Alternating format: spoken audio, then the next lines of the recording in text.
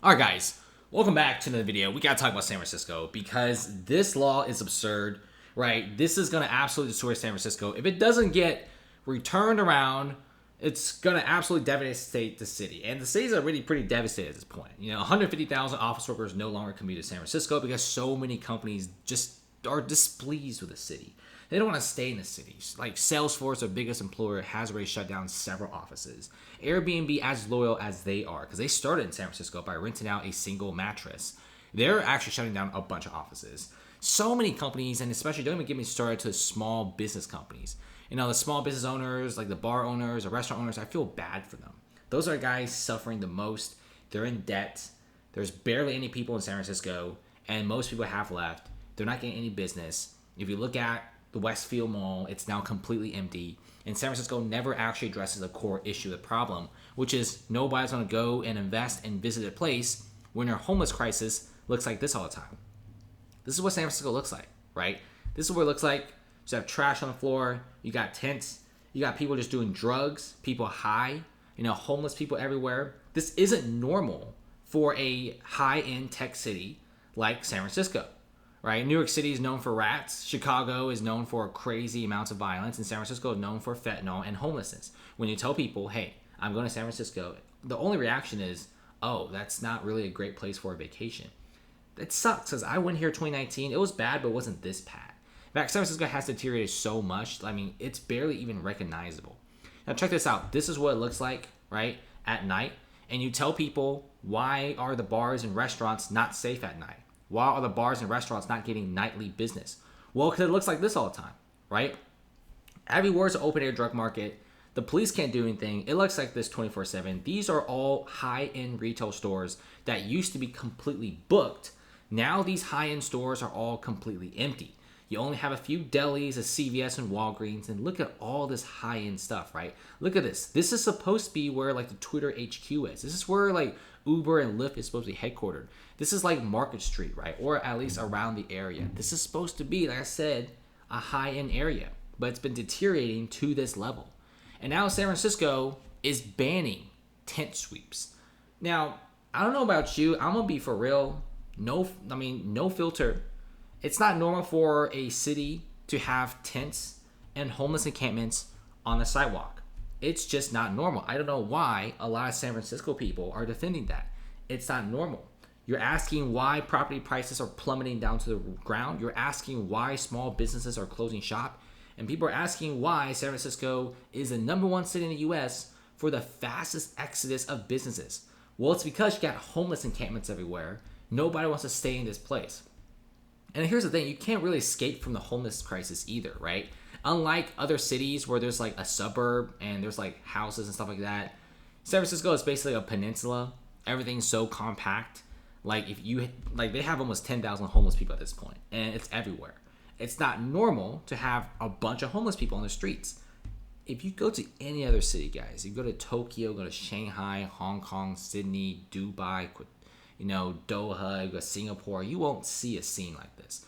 It's not normal to city to have a bunch of homeless encampments. It's just not. I don't know why it's such a big deal, right? I think they really need to start sweeping and cleaning this up because now they're taking this situation to Supreme Courts, and the Supreme Court will judge whether or not they should be intervening in this sweeps ban. I think banning the sweeps is insane. You're just going to let the homeless people sleep on the streets. First of all, it's inhumane, right? They should be having designated areas at least in certain parts of the city for homeless encampments. Should be monitored. There should be good hygiene, right? There should be mental institutions. There should be medical assistance as well. San Diego has the same homeless problem like San Francisco, but they're handling it so much better. San Diego actually said that tents are illegal on the streets unless in designated areas. So if you go to San Diego, there are still homeless encampments, but in certain areas of the downtown region and outskirts of downtown, which it's well organized, right? It's clean, good hygiene. They also have a lot of medical personnel. That's what I'm talking about. This is why San Diego is flourishing despite high homelessness, right? San Diego's businesses aren't leaving. In fact, businesses are going to San Diego. If there's one city I got to go to in California, I'm going to San Diego. They're actually doing a fantastic job. Tourism is flourishing because there's no just tents on the floor. There isn't just open air drug markets on the floor. I mean, this is what San Francisco looks like, right? It's just deteriorating. It's not normal to have people high on and just crash on the streets. It's not normal for a city. This isn't what a city is supposed to look like. But if you ask like a lot of the average San Francisco guys, are like, oh, I think this should be allowed because housing prices are so high. Well, it's not normal, right? Go to any other city. This is why so many very wealthy individuals have moved billions out of the city. See these properties, see that pretty good looking high-end apartment complex there? Well, that apartment complex value just crashed down to the dirt, right? Small business owners aren't opening stores here. These places aren't getting any sort of visitors. And also it's very sad, right? It's very sad. There's not enough shelters. These people can't go to shelters. Also, these places are also very dangerous, even for the people in camping here. There should be designated locations at the bare minimum. And this is why San Francisco people complain about why the city's going downhill. This is the reason why the city's going downhill. The laws here are absurd. It really doesn't make any sense. Okay, I mean, San Diego, like I said before, they're doing a pretty fine job. And because of this, we're seeing property prices plummeting down to the dirt. We're seeing investors gobbling up some of the city's finest apartment towers. They're literally bottom fishing. They're buying up the city's downtown at a 70% discount and more. There's an investor that paid just $41 million for a property bought in 2014. That's almost a decade ago. They bought it a decade ago for $100 million. Now they sold it for $41 million. Go to any other high-end financial city, even New York City. If you bought a property in 2014, it's at least double by now. Not to mention it going down 60%. It's crazy, man. Vacant properties in San Francisco's downtown area are being snapped up by investors. Everything's heavily reduced. Office vacancies, it's dipping, right? Office vacancies aren't really good. At one point, people are getting pretty hyped up because, AI companies are moving in, and then suddenly they notice, oh, there's really not that many AI companies, and now vacancies are heading right back up to 40%. Now, I don't think the smart decision for a lot of these investors to be bottom fishing and buying up this downtown area. San Francisco is not going to recover unless they have some really big changes in their law department, right? There's lawlessness, there's high crime, high shoplifting, high robberies, high store burglaries, right?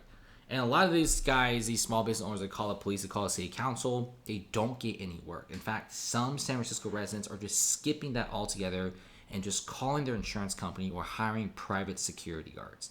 This is a dystopian city. This is what happens when a city does not care about anything, not even the homeless people. So I don't know what's going on in San Francisco. It's a fine city, guys. It's a fantastic city if you've ever been here. Back before the pandemic had its problems, but it mostly was concentrated in the Tenderloin district, and theft wasn't even this rampant. But now it's getting worse, right? The whole defund the police situation, it's actually putting a huge strain on San Francisco. In fact, San Francisco has a shortage of 600 to 700 cops. Not to mention 911 auxiliary staff, like the call center guys, are heavily understaffed and also underpaid. And it's just the whole entire place is going down the drain. Oakland's already too far gone. San Francisco, give it another year or two of this crap, it's going to get even worse.